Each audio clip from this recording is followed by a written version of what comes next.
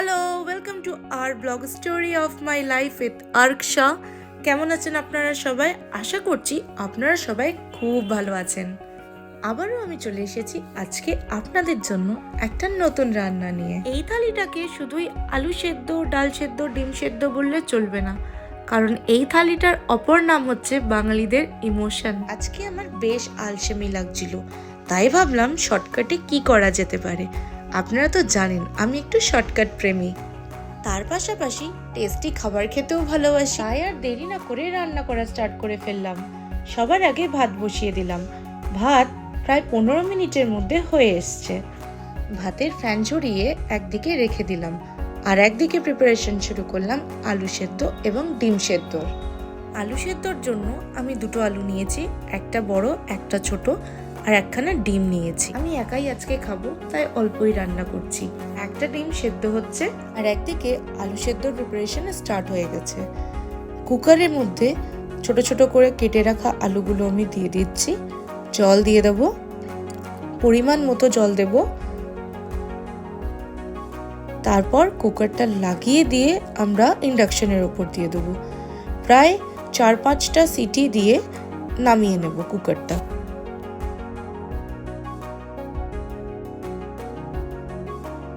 দুটো পেঁয়াজ নিয়েছি, একটা পেঁয়াজ ডালে দেব, আর একটা পেঁয়াজ ঝুড়ি ঝুড়ি করে কেটে আলু সেদ্ধতে দেব।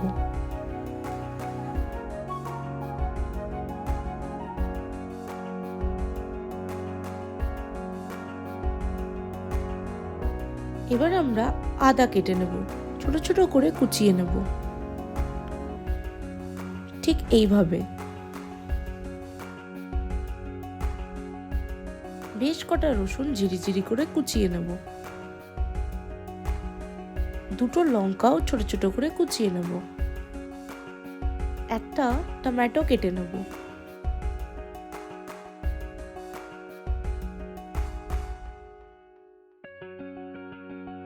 এদিকে সেদ্ধ আলুটা দেখে নেব প্রপার সেদ্ধ হয়েছে কিনা।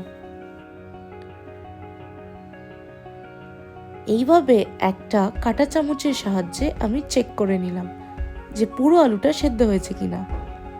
এদিকে আমি একটা বাটিতে ডাল নিয়ে নিয়েছি পরিমাণ মতো, আর তাতে জল দিয়ে ভালো করে ধুয়ে কিছুক্ষণ ভিজিয়ে রাখবো। 10 মিনিট ভিজিয়ে রাখার পর ডালের জলটা ফেলে আমি কুকারে শিফট করে দিচ্ছি। পরিমাণ মতন এবার আমি জল দেব। কেটে রাখা পেঁয়াজগুলোও দিয়ে দিলাম, টমেটোও দিয়ে দিলাম, হালকা লবণ দিলাম স্বাদ মতো, কিছুটা হলুদ দিলাম। একটু নাড়াচাড়া করে কুকারটা ঢাকনা লাগিয়ে ইন্ডাকশনের উপর বসিয়ে দিলাম।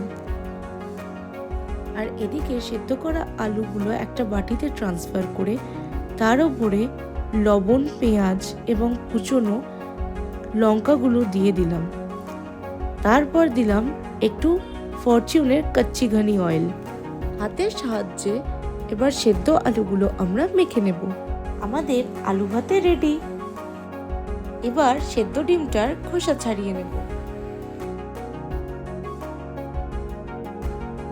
এদিকে আমাদের কুকারে বসানো ডালটাও হয়ে এসছে। 4টে সিটির পর আমি নামিয়ে দিয়েছি। তারপর একটা কড়াইতে তেল দিয়ে তার মধ্যে 5 ফোড়ন দিয়েছি। তারপর আদা রসুন দিয়ে আমরা কিছুক্ষণ নাড়াচাড়া করলাম। তারপর ঢেলে দিলাম ডালটা, সেদ্ধ ডালটা। কয়েক মিনিটের মধ্যে খুব সহজভাবেই তৈরি হয়ে গেল আমাদের ডাল। রান্না সব হয়ে গেছে, এবার পরিবেশনের পাল্লা। সবার আগে আমরা নিয়ে নেব সাদা ভাত।